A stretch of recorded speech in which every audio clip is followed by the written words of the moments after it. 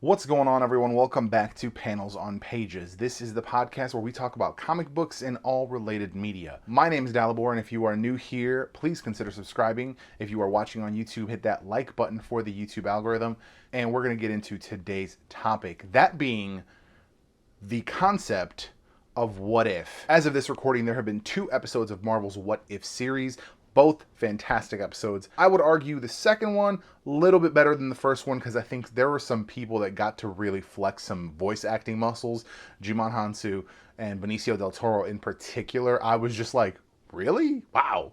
I was really questioning if it was Benicio del Toro until I read the IMDb because it was fantastic. Now, if you are unaware, this is based on a comic book series long-standing at Marvel called What If, where various creative teams explore all sorts of things across the spec. Like every idea you can think of has probably been in an issue of What If. I mean, what if Aunt May got spider powers? What if Aunt May was a herald of Galactus? Both of these things are not something that I just came up with, is my point. The idea of a woman holding Thor's hammer, specifically Jane Foster, was explored in What If way before the incredible Jason Aaron run on Thor. What If is a wonderful place to explore just some concepts, some ideas. And I think Marvel needs to get back to it in a big way. I briefly mentioned this a couple episodes back, but what I think Marvel needs to do is to just go straight digital with What If and make it something where they bring in teams of indie creators. Hey, this much, like this is our going rate to make a digital issue. They don't have to be 22 pages. They could be more, they could be less, whatever it is, or they could be multiple issues, whatever. It's a digital format. It doesn't particularly matter how long the stories are. It would really call back to older issues of What If, where you had your main story and then maybe it wasn't quite 20 pages or whatever, and you'd have like a 2 or 4 page backup story, like another different What If scenario. Some of the most interesting things came out of What If. What if Jean Grey hadn't died became a real thing because Jean Grey then didn't die? They retconned it and it became the canon. What if Captain America woke up today, as in the modern day? Now, this was an older issue. I think this was like an early 90s or late 80s issue of What If. But that, I think, I mean, I could be wrong here, but that I think really served as a catalyst for the Ultimate Comics line, because that was like, hey, it's the modern day. Captain America is now coming back. So it's this dude from the 50s coming back to, 2001 or whatever it was. How does that change the entire dynamic? And of course, the most notable example being Spider-Girl. That is a future-telling, what if Peter and MJ's baby lived? Even though I still contend that that baby is alive and that somebody needs to like muster up the courage to pitch a solid story for that, because I'm looking for like a brand new out of the blue spider person, and it's like 10-15 issues of figuring out who the heck are you? Oh my god, you're the baby. I'm here for that story, but we'll move on. Spider-Girl, as a single issue of What If, spawned an entire series of Spider-Girl, and in turn spawned a whole line of comics, the MC2 line, which dealt with, I think it was like 12 or 25 years or something in the future, like everyone's kids. I think it was like 20 years in the future. Everyone's kids. You're the daughter of Scott Lang. You had Juggernaut's kid. You had Wolverine's daughter. Like all of these things that have kind of all happened in various forms. What If, I think, is a goldmine. I mean, I think if you still went through and just read through the entire line, you could pick out just gems and be like, oh, I can build this into a whole story set in continuity. Or even not. I don't think there's actually anything wrong with just taking one of those stories and being like, all right, how can we expand this, make this like a mini series or an event or whatever? Because I think the last issue, the last regular issue of What If, Volume 2, number 114, I know it by heart because it is my favorite issue. That was, what if the heroes had to stay on Battleworld? Instead of coming back after the original Secret Wars, they all had to stay there. I think some ended up going back in some fashion. Nonetheless, we had really interesting characters that were literally spawned out of that. You had was it the son? Yeah, it was the son of Thor, and I think it was the Enchantress. Yeah, I think it was Thor and the Enchantress hooked up. Steve Rogers and Rogue, right? Fantastic combination. Really interesting character. I like her power set. She's got the shield. Just like there was just like really dope characters that I like there was just really dope characters that came out of that, and it ended what I felt was like a really cliffhanger like way, and they just never touched it again. Whoever worked on it needs to like maybe bring that back, or like, I'll fucking do it. I've got some ideas, because what ends up happening is when they come back to effectively Days of Future Past. They effectively come back to a Sentinel-occupied America, possibly world, and it's like they defeat a Sentinel, and it's like Avengers Assemble, and cut to credits kind of thing. And I was like, what the fuck? Like, I need more of this.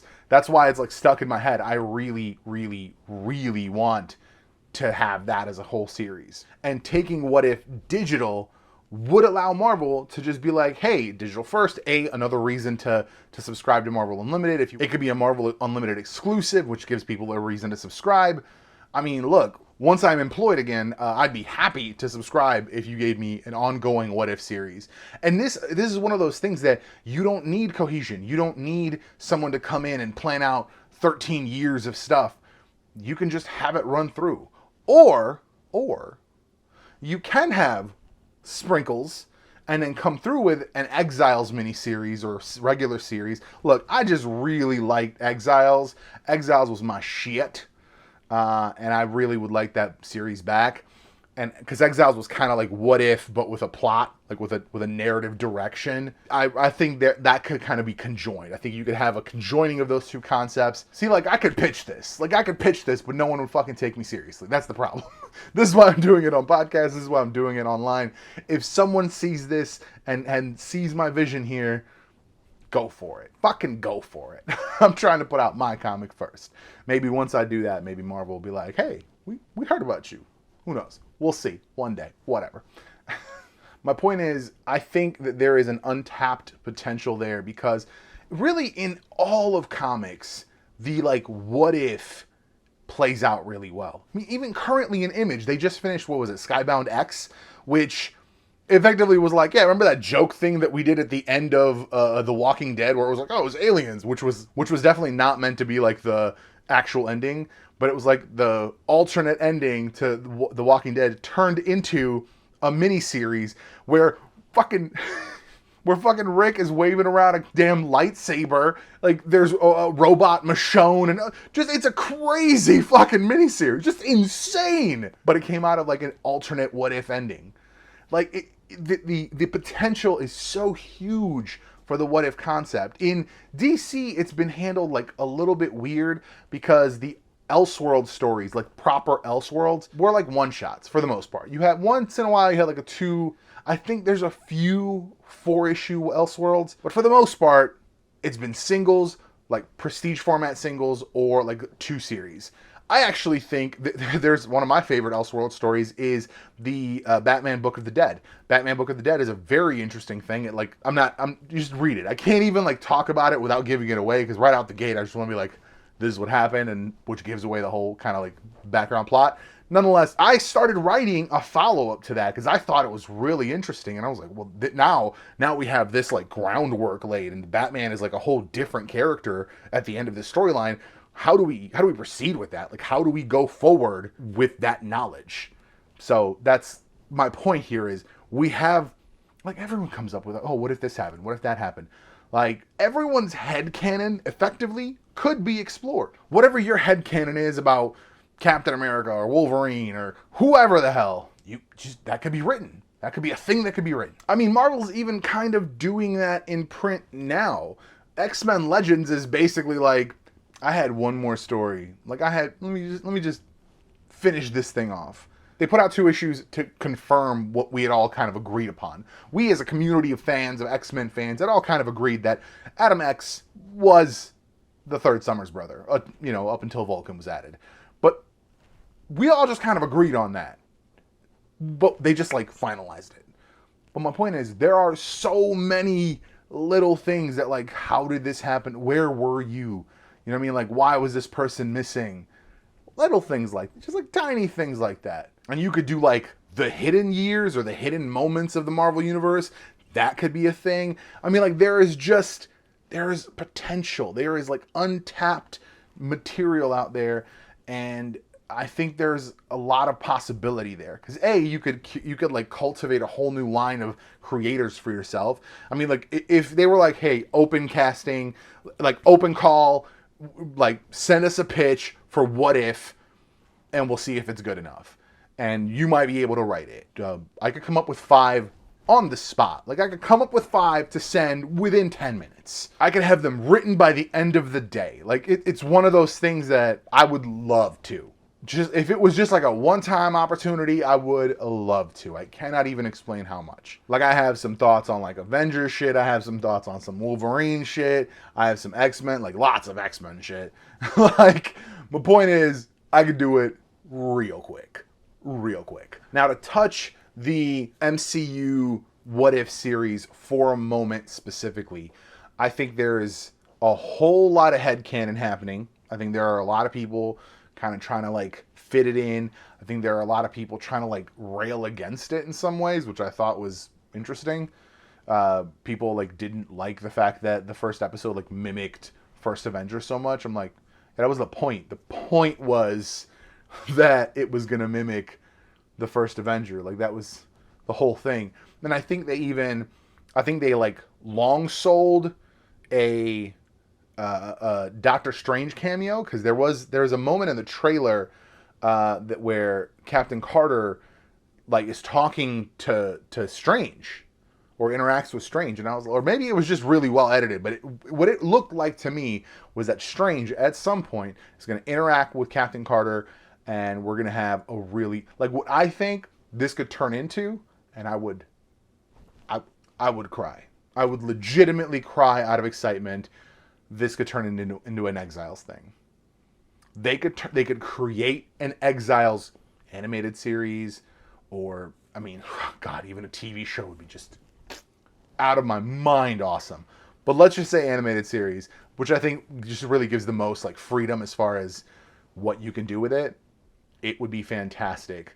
Like, take some of these different characters with their different personalities and different histories, put them on a team, and like just the shenaniganery.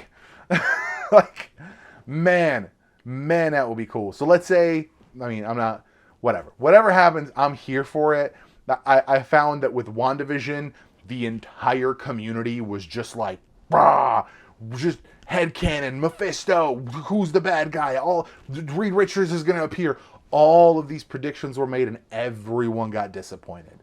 And that's where I hold off, and I'm like, I'm not going to make these predictions. I think it would be interesting if they did certain things, but like, do I think they're going to go Exiles? No. Because to me thinking it's going to go into Exiles is just like everyone was like, oh, at the end of Falcon and Winter Soldier, they're going to go Thunderbolts. That was what everyone was saying. I was like, they're not going to do Thunderbolts. Guys, like, it's not a thing. No one wants Thunderbolts. Not really. Not like, no one wants the Thunderbolts because you're like, oh, they could just do Thunderbolts. And I think people are just saying that like as like a thing that could happen. Sure, could they do Thunderbolts? Absolutely. I see the groundwork being laid. The problem is we don't have enough characters yet. We don't have enough bad guys, like viable bad guys, for the Thunderbolts. Like right now, I don't foresee, and now this is a huge tangent here, but for now, I don't foresee a Thunderbolts until after Wakanda Forever. Like, until after we see Wakanda and maybe see Zemo like escape in a post-credit scene or something, I don't see it happening. Because like, we need to have like a whole new Avengers form, or here is my thought, and this is a free pitch, Marvel, like, if you haven't written this yet, if the Secret Wars rumor is true, if there is going to be a Secret Wars movie where you're going to maybe like streamline the universe or whatever you're going to do with it. That's how the X-Men are brought in. Whatever you're going to do with it, here's my pitch. Right after Secret Wars, don't even tell people you're making other movies. Say, after Secret Wars, we're doing one series on Disney Plus, and it's going to be Thunderbolts. Now everyone's like, well, what's happening? Why is that happening? The first 6 episodes are there. They're out there. They're doing heroic shit. At the end of, say, the 6th episode, like, you don't even tell the audience. Like, those of us who know would know. But you don't even tell the audience. You bring in Jolt. Super, like, I love Jolt. One of my favorite characters. you bring in Jolt, you have her at the end of 6 episodes, like, accidentally or like, oh, why are they meeting without me? Sneak in, see that they like fucking switch costumes or whatever the fuck they do. They refer to each other by their real names. All of a sudden, these are the villains. Holy shit, she knows. Now for the next 6 episodes, because I'm thinking this is a 12 episode, like solid 12 episode run. For the next 6 episodes, she is trying to get in touch with anybody she can. These are the bad guys. They are pulling something. She's trying to find whoever. Like, whoever's at Stark. She's trying to find Riri. She's trying to get in touch with Wakanda. None of these people are responding. Finally, you get maybe word from Shuri. Maybe you hear from like, oh, something's happening at the Baxter Building. She shows up at the Baxter Building. It's Fantastic Four. Boom, boom, boom. The heroes are back. Now you have all sorts of stories to tell about where are the heroes. Where were these heroes originally, right? Now you have a whole lot of backstory and retconning to do. So you could do like the Fantastic Four are just there. They are heroes. And then you could do a actual movie where you're like, 1965. This is what actually happened. And maybe like they were off world. They were in the negative zone. And fucking the restoration of everybody at the end of Endgame cracked open the fucking negative zone wall. They were able to get out, and that's how they came back. Like, there is ways like this shit is easy. Like, God, this is what bothers me, man. They have done all this work to like interweave these stories, and then it's like it feels like they're trying to do something special and like to try to like explain it in a way that it's understandable. It's all understandable. It's crazy shit. You had dude dance battle Ronan the Accuser. Like, people get it. People will understand it. They will accept whatever the fuck nonsense shit you tell them. Like, you're gonna say, hey, if you tell the regular viewing audience that the Fantastic Four got stuck in the negative zone for 60 fucking some odd years, but to them it was 10 minutes. There it is. Now we know why they're the same age as they are in the origin movie or whatever you want to do. We just know. We just know why. Literally. Dude, it's so easy. It writes itself. You do the origin movie, boom, boom, boom, they come back, they defeat Doom, and there's a post-credit scene where Reed is like, I've discovered the negative zone, and just flash white, we don't know what happened. That's the post-credit scene. And then the next movie, flash white, like they're in the negative zone, fucking some sort of energy wave, and he's like, wait, I think this energy wave's like destabilized the barrier, we can get back. They think it's been a couple weeks. Turns out, 40 fucking years, 50 years, 70, I can't count. My point is, this shit is easy. It writes itself. There are so many fucking plot devices throughout the history of comic books and throughout the history of What If. See, I brought it back. It was clunky, but I brought it back. The whole point of this has been to say that I really, really want a ongoing What If series. There has been this trend of like, oh, okay, we had like a big event. Now we're going to do a What If about it. You know, we did Secret Invasion. What if the Skrulls won the Secret Invasion? Whatever the hell it was. Like we did Civil War. What if Civil War? Like we did what if House of M? Like House of M. What if House of M? All these things kind of just like back and forth, back and forth. It was like a weird cadence. I didn't like it, but you know it's coming. Some of them were good. Some of them were not really good. But like, why not just do an ongoing series? You know what I mean? Like, Exiles requires plot. Exiles, I get why you can't keep going with that series. Let me rephrase that. I don't necessarily get it, because I could write a million Exiles issues. I could write Exiles into 1,000. I'm just saying. I could make Exiles the longest running weirdo fucking time dimension hopping book ever. But my point is, to have an actual What If series, it does not require like overarching plot. You could say, hey, writer A, writer B, writer C, issue 1, 2, 3, writer D, E, F. You go through the whole list. You go through the whole Rolodex. Then you go out and you find every webcomic writer. Hey, you want to do an issue of What If? Cool. Want to do an issue of What If? Cool. Send us a pitch. Send us a pitch. Send us a pitch. I'll do it. I'll do it for $50,000 a year. I will be the guy that gets all those pitches, goes through them, and I'll be the first line. I will be that dude. I will contact every single writer out there, and we will get you the biggest Rolodex, and I will just start emailing them one by one. Hey, send me a pitch, send me a pitch, send me a pitch. And I'll read it. If it's something we did, be like, invalid, like already done, do like better, interesting, give me a treatment. Like, I will be that first line. I'll do the work. Happily, big smile on my face. As long as you give me an ongoing What If series.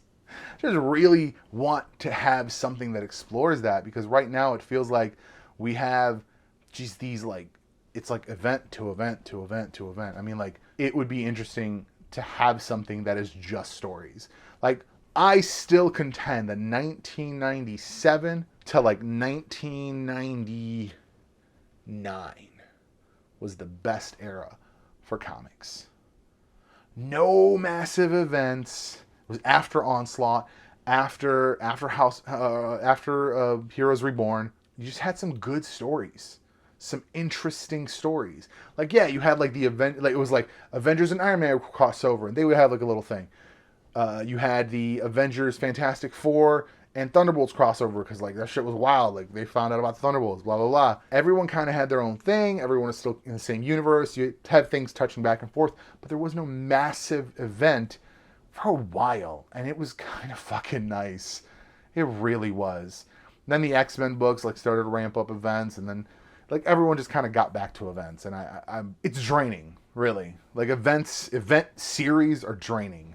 There's something to be said for just having like, we're just gonna have like an X-Men run of stories. There's nothing wrong with that. Nothing wrong with just a run of stories that is X-Men and just X-Men. Avengers books that are just Avengers books. The new Avengers series has been basically just event after event after event. All of it. And it's a lot. Like, it's a fucking lot. I would love to see a What If series, because that would just give me an opportunity to just like read some shit for fun, and once it's done, not have to remember details, not have to wonder like how this person get to this place. Did I miss an issue? Like, that's what a lot of event books is. Did I miss an issue? Like, how did she get to here? How did they do this? Like, where did this dude's powers come from? Like, who is this person? All of those things I don't have to worry about when I just read an episodic book. Single issue, story, beginning, middle, end, done. Sometimes 2 stories. Or you can have like a 2-issue. But like, you don't have to have, like, right now the current like What If thing is the Spider-Man shadow of something. I forget what it's called. Spider Shadow, forget what it's called. My point is, that's the What If story. And it's like a multi-issue storyline, and it's cool. Like, it's an interesting approach. I love what it did and kind of like how it ended and the whole thing. But like, that's it. There's nothing else to it. Ultimately, the whole thing, this whole episode has been about me pitching to Marvel, or whoever is listening, somebody maybe who has an in, knows somebody who knows somebody who knows somebody. I would love an ongoing What If series. And if you made it digital, maybe digital first, and you do a print like trade or whatever once in a while, I would definitely subscribe for the Marvel Unlimited app at that point to read it, and I'd buy the trades. So you want to get some money out of me, Marvel? Well, some more money. I mean, like, some more money. That's what you need to do. Get me a What If series, ongoing What If series, digital, and I'll buy trades. That's going to be it for this one. Thank you for watching. Thank you for listening, and I'll see you next week.